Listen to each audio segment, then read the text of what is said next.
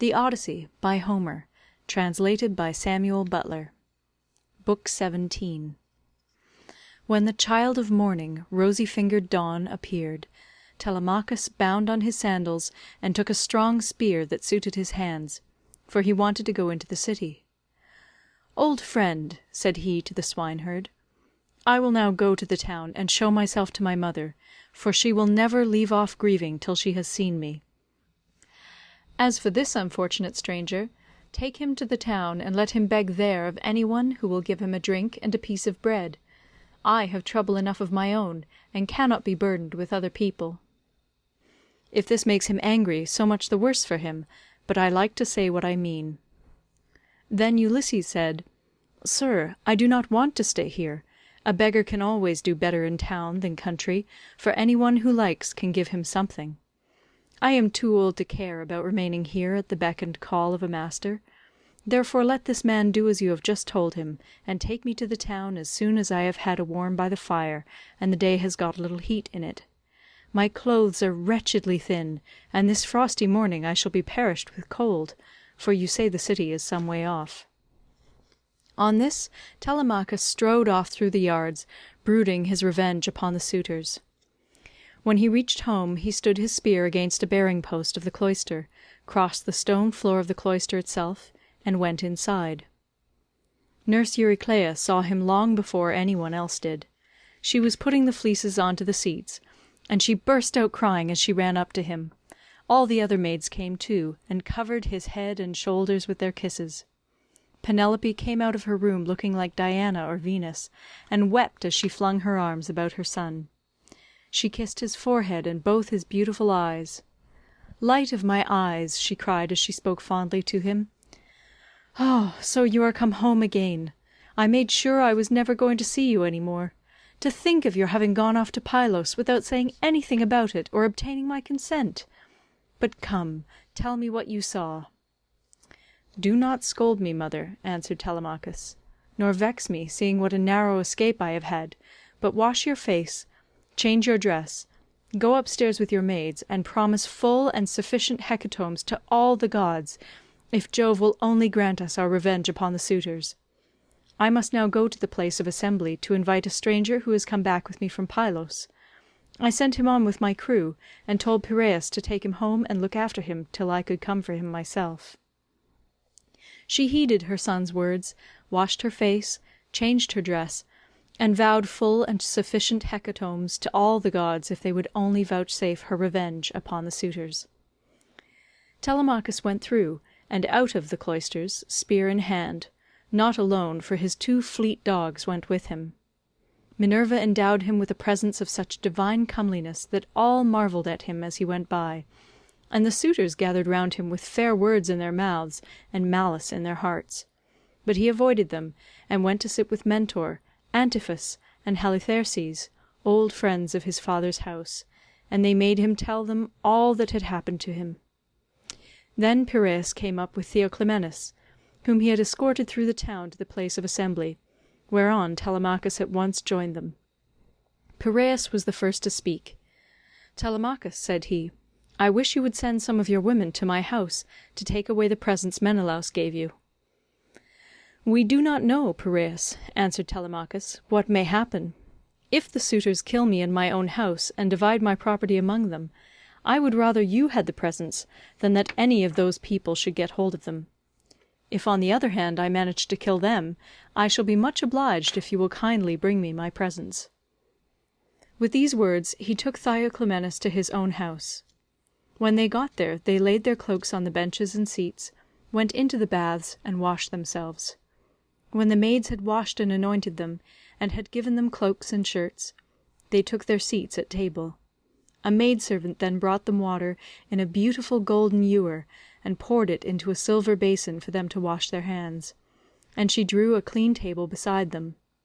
An upper servant brought them bread, and offered them many good things of what there was in the house. Opposite them sat Penelope, reclining on a couch by one of the bearing-posts of the cloister, and spinning. Then they laid their hands on the good things that were before them, and as soon as they had had enough to eat and drink, Penelope said, Telemachus, I shall go upstairs and lie down on that sad couch, which I have not ceased to water with my tears from the day Ulysses set out for Troy with the sons of Atreus. You failed, however, to make it clear to me before the suitors came back to the house whether or no you had been able to hear anything about the return of your father." "I will tell you then truth," replied her son. "We went to Pylos and saw Nestor, who took me to his house and treated me as hospitably as though I were a son of his own who had just returned after a long absence. So also did his sons, but he said he had not heard a word from any human being about Ulysses, whether he was alive or dead. He sent me therefore with a chariot and horses to Menelaus. There I saw Helen, for whose sake so many, both Argives and Trojans, were in heaven's wisdom doomed to suffer. Menelaus asked me what it was that had brought me to Lacedaemon, and I told him the whole truth, whereon he said, 'So then, these cowards would usurp a brave man's bed? A hind might as well lay her new-born young in the lair of a lion, and then go off to feed in the forest or in some grassy dell. The lion, when he comes back to his lair, will make short work with the pair of them, and so will Ulysses with these suitors. By Father Jove, Minerva, and Apollo, if Ulysses is still the man that he was when he wrestled with Philomelides in Lesbos, and threw him so heavily that all the Greeks cheered him, if he is still such, and were to come near these suitors, they would have a short shrift and a sorry wedding. As regards your question, however, I will not prevaricate nor deceive you, but what the old man of the sea told me, so much will I tell you in full. He said he could see Ulysses on an island sorrowing bitterly in the house of the nymph Calypso, who was keeping him prisoner, and he could not reach his home, for he had no ships nor sailors to take him over the sea. This was what Menelaus told me, and when I had heard his story I came away. The gods then gave me a fair wind, and soon brought me safe home again." With these words he moved the heart of Penelope. Then Theoclymenus said to her, "Madam, wife of Ulysses, Telemachus does not understand these things. Listen therefore to me, for I can divine them surely, and will hide nothing from you. May Jove the king of heaven be my witness, and the rites of hospitality, with that hearth of Ulysses to which I now come, that Ulysses himself is even now in Ithaca, and, either going about the country or staying in one place, is inquiring into all these evil deeds, and preparing a day of reckoning for the suitors. I saw an omen when I was on the ship which meant this, and I told Telemachus about it." "May it be even so," answered Penelope. "If your words come true, you shall have such gifts and such goodwill from me that all who see you shall congratulate you." Thus did they converse. Meanwhile the suitors were throwing discs, or aiming with spears at a mark on the levelled ground in front of the house, and behaving with all their old insolence. But when it was now time for dinner, and the flock of sheep and goats had come into the town from all the country round, with their shepherds as usual, then Medon, who was their favourite servant, and who waited upon them at table, said, "Now then, my young masters, you have had enough sport, so come inside, that we may get dinner ready. Dinner is not a bad thing at dinner time." They left their sports as he told them, and when they were within the house, they laid their cloaks on the benches and seats inside, and then sacrificed some sheep, goats, pigs, and a heifer, all of them fat and well grown. Thus they made ready for their meal. In the meantime Ulysses and the swineherd were about starting for the town, and the swineherd said, "Stranger, I suppose you still want to go to town to-day, as my master said you were to do. For my own part, I should have liked you to stay here as a station hand, but I must do as my master tells me, or he will scold me later on, and a scolding from one's master is a very serious thing. Let us then be off, for it is now broad day. It will be night again directly, and then you will find it colder." "I know and understand you," replied Ulysses. "You need say no more. Let us be going, but if you have a stick ready cut, let me have it to walk with, for you say the road is a very rough one." As he spoke, he threw his shabby old tattered wallet over his shoulders by the cord from which it hung, and Eumaeus gave him a stick to his liking. The two then started, leaving the station in charge of the dogs and herdsmen who remained behind. The swineherd led the way, and his master followed after, looking like some broken-down old tramp as he leaned upon his staff, and his clothes were all in rags. When they had got over the rough steep ground, and were nearing the city, they reached the fountain from which the citizens drew their water. This had been made by Ithacus, Neritus, and Polyctor. There was a grove of water-loving poplars planted in a circle all round it, and the clear cold water came down to it from a rock high up, while above the fountain there was an altar to the nymphs, at which all wayfarers used to sacrifice. Here Melanthius, son of Dolius, overtook them as he was driving down some goats, the best in his flock, for the suitors' dinner, and there were 2 shepherds with him. When he saw Eumaeus and Ulysses, he reviled them with outrageous and unseemly language, which made Ulysses very angry. "There you go," cried he, "and a precious pair you are. See how heaven brings birds of the same feather to one another. Where, pray, master swineherd, are you taking this poor miserable object? It would make any one sick to see such a creature at table. A fellow like this never won a prize for anything in his life, but will go about rubbing his shoulders against every man's doorpost, and begging, not for swords and cauldrons like a man, but only for a few scraps not worth begging for. If you would give him to me for a hand on my station, he might do to clean out the folds, or bring a bit of sweet feed to the kids, and he could fatten his thighs as much as he pleased on whey. But he has taken to bad ways, and will not go about any kind of work. He will do nothing but beg victuals all the town over, to feed his insatiable belly. I say, therefore, and it shall surely be, if he goes near Ulysses' house, he will get his head broken by the stools they will fling at him, till they turn him out." On this, as he passed, he gave Ulysses a kick on the hip out of pure wantonness, but Ulysses stood firm, and did not budge from the path.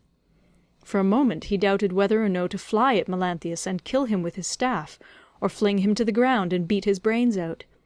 He resolved, however, to endure it, and keep himself in check, but the swineherd looked straight at Melanthius and rebuked him, lifting up his hands and praying to heaven as he did so. "Fountain nymphs," he cried, "children of Jove, if ever Ulysses burned you thigh bones covered with fat, whether of lambs or kids, grant my prayer that heaven may send him home. He would soon put an end to the swaggering threats with which such men as you go about insulting people gadding all over the town, while your flocks are going to ruin through bad shepherding." Then Melanthius the goatherd answered, "You ill-conditioned cur, what are you talking about? Some day or other I will put you on board ship, and take you to a foreign country, where I can sell you and pocket the money you will fetch. I wish I were as sure that Apollo would strike Telemachus dead this very day, or that the suitors would kill him, as I am that Ulysses will never come home again." With this he left them to come on at their leisure, while he went quickly forward and soon reached the house of his master. When he got there he went in and took his seat among the suitors opposite Eurymachus, who liked him better than any of the others. The servants brought him a portion of meat, and an upper woman servant set bread before him that he might eat. Presently Ulysses and the swineherd came up to the house and stood by it, amid a sound of music, for Phemius was just beginning to sing to the suitors. Then Ulysses took hold of the swineherd's hand, and said, "Eumaeus, this house of Ulysses is a very fine place. No matter how far you go you will find few like it. One building keeps following on after another. The outer court has a wall with battlements all round it. The doors are double folding and of good workmanship. It would be a hard matter to take it by force of arms. I perceive too that there are many people banqueting within it, for there is a smell of roast meat, and I hear a sound of music, which the gods have made to go along with feasting." Then Eumaeus said, "You have perceived aright, as indeed you generally do. But let us think what will be our best course. Will you go inside first and join the suitors, leaving me here behind you, or will you wait here and let me go in first? But do not wait long, or some one may see you loitering about outside, and throw something at you. Consider this matter, I pray you." And Ulysses answered, "I understand and heed. Go in first and leave me here where I am. I am quite used to being beaten and having things thrown at me. I have been so much buffeted about in war and by sea that I am case-hardened, and this too may go with the rest. But a man cannot hide away the cravings of a hungry belly. This is an enemy which gives much trouble to all men. It is because of this that ships are fitted out to sail the seas, and to make war upon other people." As they were thus talking, a dog that had been lying asleep raised his head and pricked up his ears. This was Argos, whom Ulysses had bred before setting out for Troy, but he had never had any work out of him. In the old days he used to be taken out by the young men when they went hunting wild goats, or deer, or hares, but now that his master was gone, he was lying neglected on the heaps of mule and cow dung that lay in front of the stable doors, till the men should come and draw it away to manure the great close, and he was full of fleas. As soon as he saw Ulysses standing there, he dropped his ears and wagged his tail, but he could not get close up to his master. When Ulysses saw the dog on the other side of the yard, dashed a tear from his eyes without Eumaeus seeing it, and said, "Eumaeus, what a noble hound that is over yonder on the manure heap! His build is splendid. Is he as fine a fellow as he looks? Or is he only one of those dogs that come begging about a table, and are kept merely for show?" "This hound," answered Eumaeus, "belonged to him who has died in a far country. If he were what he was when Ulysses left for Troy, he would soon show you what he could do. There was not a wild beast in the forest that could get away from him when he was once on its tracks. But now he has fallen on evil times, for his master is dead and gone, and the women take no care of him. Servants never do their work when their master's hand is no longer over them, for Jove takes half the goodness out of a man when he makes a slave of him." As he spoke he went inside the buildings to the cloister where the suitors were, but Argos died as soon as he had recognized his master. Telemachus saw Eumaeus long before anyone else did, and beckoned him to come and sit beside him. So he looked about and saw a seat lying near where the carver sat serving out their portions to the suitors. He picked it up, brought it to Telemachus's table, and sat down opposite him. Then the servant brought him his portion, and gave him bread from the bread-basket. Immediately afterwards Ulysses came inside, looking like a poor miserable old beggar, leaning on his staff, and with his clothes all in rags. He sat down upon the threshold of ashwood just inside the doors, leading from the outer to the inner court, and against a bearing-post of cypress wood, which the carpenter had skilfully planed, and had made to join truly with rule and line. Telemachus took a whole loaf from the bread-basket, with as much meat as he could hold in his 2 hands, and said to Eumaeus, "Take this to the stranger, and tell him to go the round of the suitors and beg from them. A beggar must not be shamefaced." So Eumaeus went up to him and said, "Stranger, Telemachus sends you this, and says you are to go the round of the suitors begging, for beggars must not be shamefaced." Ulysses answered, "May King Jove grant all happiness to Telemachus, and fulfil the desire of his heart." Then with both hands he took what Telemachus had sent him, and laid it on the dirty old wallet at his feet. He went on eating it while the bard was singing, and had just finished his dinner as he left off. The suitors applauded the bard, whereon Minerva went up to Ulysses, and prompted him to beg pieces of bread from each one of the suitors, that he might see what kind of people they were, and tell the good from the bad. But come what might, she was not going to save a single one of them. Ulysses therefore went on his round, going from left to right, and stretched out his hands to beg as though he were a real beggar. Some of them pitied him, and were curious about him, asking one another who he was and where he came from. Whereon the goatherd Melanthius said, "Suitors of my noble mistress, I can tell you something about him, for I have seen him before. The swineherd brought him here, but I know nothing about the man himself, nor where he comes from." On this Antinous began to abuse the swineherd. "You precious idiot," he cried, "what have you brought this man to town for? Have we not tramps and beggars enough already to pester us as we sit at meat? Do you think it a small thing that such people gather here to waste your master's property, and must you needs bring this man as well?" And Eumaeus answered, "Antinous, your birth is good, but your words evil. It was no doing of mine that he came here. Who is likely to invite a stranger from a foreign country, unless it be one of those who can do public service as a seer, a healer of hurts, a carpenter, or a bard who can charm us with his songs? Such men are welcome all the world over, but no one is likely to ask a beggar who will only worry him. You are always harder on Ulysses' servants than any of the other suitors are, and above all on me, but I do not care so long as Telemachus and Penelope are alive and here." But Telemachus said, "Hush, do not answer him. Antinous has the bitterest tongue of all the suitors, and he makes the others worse." Then turning to Antinous he said, "Antinous, you take as much care of my interests as though I were your son. Why should you want to see this stranger turned out of the house? Heaven forbid! Take something and give it him yourself. I do not grudge it. I bid you take it. Never mind my mother, nor any of the other servants in the house. But I know you will not do what I say, for you are more fond of eating things yourself than of giving them to other people." "What do you mean, Telemachus," replied Antinous, "by this swaggering talk? If all the suitors were to give him as much as I will, he would not come here again for another 3 months." As he spoke, he drew the stool on which he rested his dainty feet from under the table, and made as though he would throw it at Ulysses, but the other suitors all gave him something, and filled his wallet with bread and meat. He was about, therefore, to go back to the threshold and eat what the suitors had given him, but he first went up to Antinous and said, "Sir, give me something. You are not surely the poorest man here. You seem to be a chief, foremost among them all. Therefore you should be the better giver, and I will tell far and wide of your bounty. I too was a rich man once, and had a fine house of my own. In those days I gave to many a tramp such as I now am, no matter who he might be nor what he wanted. I had any number of servants, and all the other things which people have who live well and are accounted wealthy, but it pleased Jove to take all away from me. He sent me with a band of roving robbers to Egypt. It was a long voyage, and I was undone by it.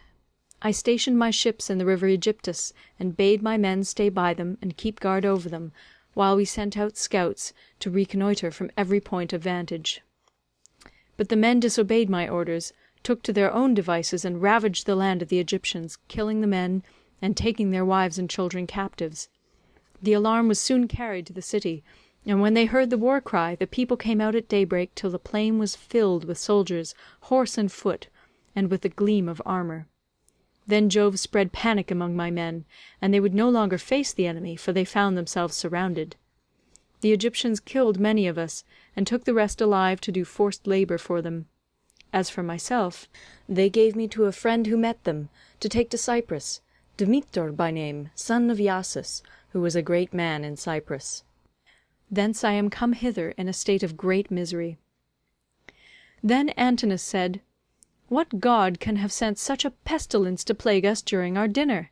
Get out into the open part of the court, or I will give you Egypt and Cyprus over again for your insolence and importunity. You have begged of all the others, and they have given you lavishly, for they have abundance round them, and it is easy to be free with other people's property when there is plenty of it." On this Ulysses began to move off, and said, "Your looks, my fine sir, are better than your breeding. If you were in your own house you would not spare a poor man so much as a pinch of salt, for though you are in another man's and surrounded with abundance, you cannot find it in you to give him even a piece of bread." This made Antinous very angry, and he scowled at him, saying, "You shall pay for this before you get clear of the court." With these words he threw a footstool at him, and hit him on the right shoulder blade near the top of his back. Ulysses stood firm as a rock, and the blow did not even stagger him, but he shook his head in silence as he brooded on his revenge. Then he went back to the threshold, and sat down there, laying his well-filled wallet at his feet. "Listen to me," he cried, "you suitors of Queen Penelope, that I may speak even as I am minded. A man knows neither ache nor pain if he gets hit while fighting for his money, or for his sheep or his cattle, and even so Antinous has hit me while in the service of my miserable belly, which is always getting people into trouble. Still, if the poor have gods and avenging deities at all, I pray them that Antinous may come to a bad end before his marriage." "Sit where you are and eat your victuals in silence, or be off elsewhere," shouted Antinous. "If you say more I will have you dragged hand and foot through the courts, and the servants shall flay you alive." The other suitors were much displeased at this, and one of the young men said, "Antinous, you did ill in striking that poor wretch of a tramp. It will be worse for you if he should turn out to be some god, and we know the gods go about disguised in all sorts of ways as people from foreign countries, and travel about the world to see who do amiss and who righteously." Thus said the suitors, but Antinous paid them no heed. Meanwhile Telemachus was furious about the blow that had been given to his father, and though no tear fell from him, he shook his head in silence and brooded on his revenge. Now when Penelope heard that the beggar had been struck in the banqueting cloister, she said before her maids, "Would that Apollo would so strike you, Antinous." And her waiting woman Eurynome answered, "If our prayers were answered, not one of the suitors would ever again see the sun rise." Then Penelope said, "Nurse, I hate every single one of them, for they mean nothing but mischief, but I hate Antinous like the darkness of death itself. A poor unfortunate tramp has come begging about the house for sheer want. Every one else has given him something to put in his wallet, but Antinous has hit him on the right shoulder blade with a footstool." Thus did she talk with her maids as she sat in her own room, and in the meantime Ulysses was getting his dinner. Then she called for the swineherd and said, "Eumaeus, go and tell the stranger to come here. I want to see him and ask him some questions. He seems to have travelled much, and he may have seen or heard something of my unhappy husband." To this you answered, O swineherd Eumaeus, "If these Achaeans, madam, would only keep quiet, you would be charmed with the history of his adventures. I had him 3 days and 3 nights with me in my hut, which was the first place he reached after running away from his ship, and he has not yet completed the story of his misfortunes. If he had been the most heaven-taught minstrel in the whole world, on whose lips all hearers hang entranced, I could not have been more charmed as I sat in my hut and listened to him. He says there is an old friendship between his house and that of Ulysses, and that he comes from Crete, where the descendants of Minos live, after having been driven hither and thither by every kind of misfortune. He also declares that he has heard of Ulysses as being alive, and near at hand among the Thesprotians, and that he is bringing great wealth home with him."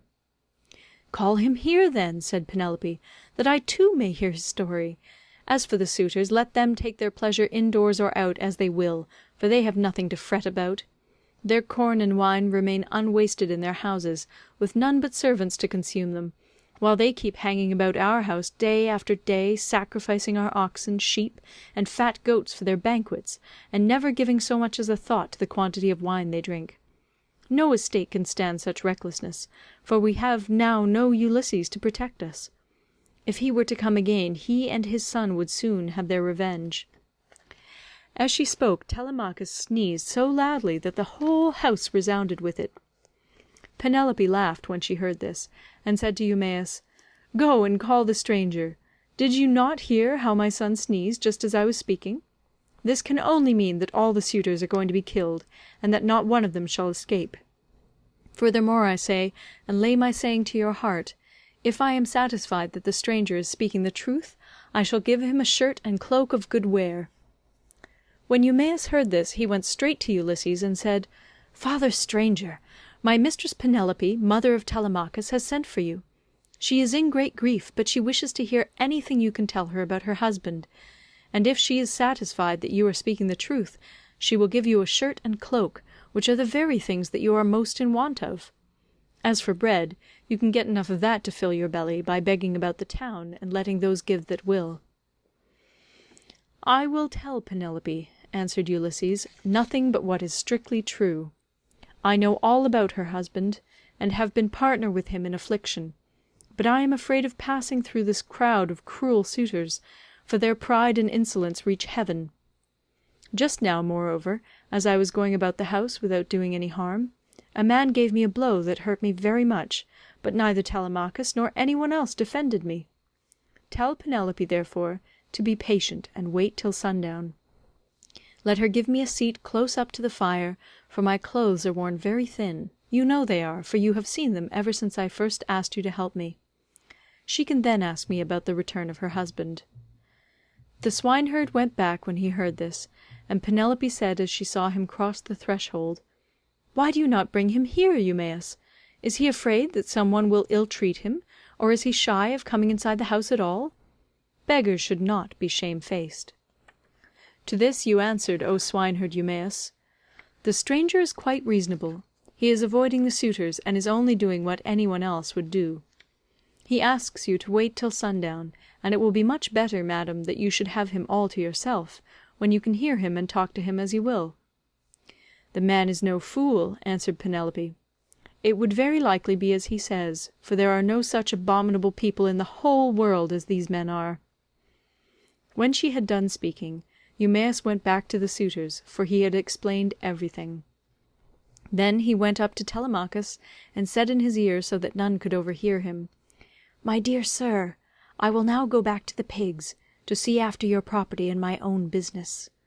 You will look to what is going on here, but above all be careful to keep out of danger, for there are many who bear you ill will. May Jove bring them to a bad end before they do us a mischief."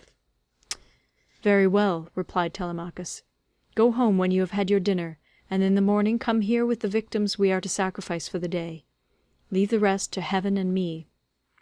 On this Eumaeus took his seat again, and when he had finished his dinner, he left the courts and the cloister with the men at table, and went back to his pigs.